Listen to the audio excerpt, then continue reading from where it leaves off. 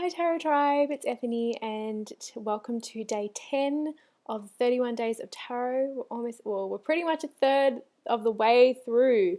I'm really enjoying it. I really loved all the new wonderful people that I've found on YouTube, and I've just really been loving this. And it was such a rad thing to trust my intuition to do this challenge so early on in the year and the way to start the year. And so today's prompt is, what is the card that you don't want to see pop up in a tarot reading and why? And like before, and as Katie Flowers mentioned, I'm cheating at my own game here. I've actually got 3 cards that I'm going to talk about today. And there are a lot of light and shadows in the tarot, and that's one of the reasons why I freaking love the tarot, because it is that holistic representation, the whole story of the experiences that we can have in life, the light and the darkness. If you can hear that outside, I'm very sorry. It is a truck doing truck things. I have no control over the truck things. I'm not Samantha from Bewitched. Oh my gosh, would that be amazing? Okay, so anyway, back on track. I love the fact that it shows things, the shadow side, and it's that because it's that whole spiritual tool, that's one of the reasons why I've worked with tarot for so long, and I will do for the rest of my life. So this probably won't surprise many people, but I'm sure a lot of people are going to do things like the devil, or I don't know if many people will do death, because we've seemed to have come to a place in a spirit as a spiritual community where we're much more open about it. It's certainly still taboo in a way, but we're a lot more open to it. Or the Tower, which is like a card that most people don't want to see come up at all.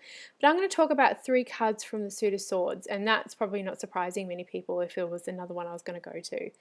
I love the Suit of Swords. I've written the Suit of Swords for the book for the Lana's tarot deck, which I'll stick a link to, the 8 Coins tarot. Yeah, so I love the swords. I'm a Gemini. I'm all about the swords. About the swords. Oh yesy. I think they're such a great suit. They're challenging, but they're inspiring. Swords can be, they're weapons. There's power there, and it makes you cut through the crap. That's why I love the sword suits. So let's go on to the cards that I don't love seeing come up in a reading, no matter the context at all. Because remember, context is important. Well, I personally believe that context is extremely important in a reading. So the first one is the Five of Swords, and this is the Five of Swords from the Lumina Tarot. And I mean, you can't really see this because it's not based on Rider-Waite-Smith, but in the Rider-Waite-Smith, the Five of Swords is seen as someone taking the swords away from people, and there's obviously been a battle and an argument that has taken place. And the reason why, the aspect to this card, because there are positives and negatives to both cards, to all cards, sorry, shadow and light, that I dislike about it or I don't like to see is the malice that comes with the Five of Swords. There's intent there. There's intention to hurt. There is intention to say nasty things. There is an intention to do harm. So that's the part of the Five of Swords that I find can be really difficult for people. And when it comes up, especially when it comes up in relationships or around people that we care about and workplace, it's like, oh, that's that workplace bully. There's that abusive relationship, it can be. So yeah, I find that a very hard card to sort of help navigate for people, for clients, and for myself, because there is that intention there. And of course, all cards have that light and that opportunity and that growth area and a positive aspect to it. But that's a hard thing to it's a hard thing to navigate for someone. We've all had someone say some nasty stuff to us and, come after us for certain things, or we've all been, probably all of us have been bullied at some point in our life, and it's not a nice place to be. So that energy of the Five of Swords brings up those sorts of things for me. And then the second one in the swords is the Eight of Swords, and this is such a cool, so cute little field mouse in the Lumina Tarot. And often in the Rider-Waite, it's seen as a woman who is bound and blindfolded, surrounded by 8 swords, and she can't move. She's trapped in a cage. And the reason why I find this card to be confronting and the reason why it's not so great when it comes up in a reading for myself and my clients is not because of that entrapment and that being stuck. It's because the person has put themselves there, and the person has made the decisions, made the choices, done the actions, said the words, it has put them there. But the bright side of that is they're the ones who can free themselves as well.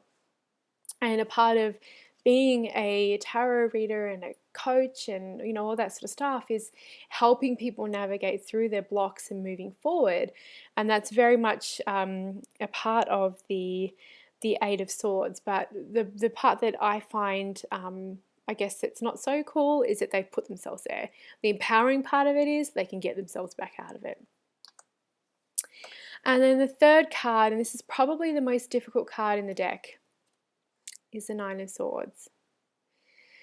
This is a card of nightmares, mental illness, stress, insomnia, major anxiety, all those sorts of things. And in the Rider-Waite-Smith, it is usually seen as a person sitting up from their bed with their hands over their face with the swords hanging above them. So these thoughts and these worries and these concerns, these stresses are hanging above this person, not allowing them to sleep or waking them in from a nightmare.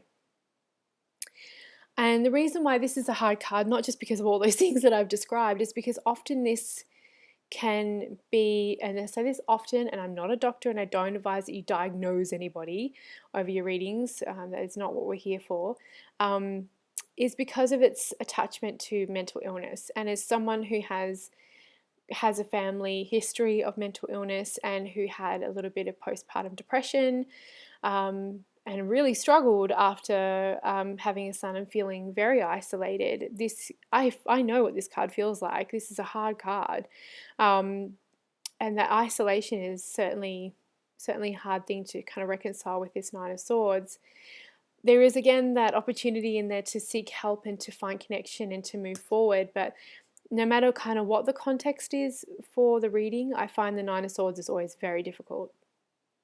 There's always an element of stress, anxiety, not being able to sleep kind of thing. So, and I always look around the cards that I pull for a reading to see what else is happening and what else is going on and the opportunities for growth. But that's the prompt for today. Those are my 3 cards. I know I cheated again because I can.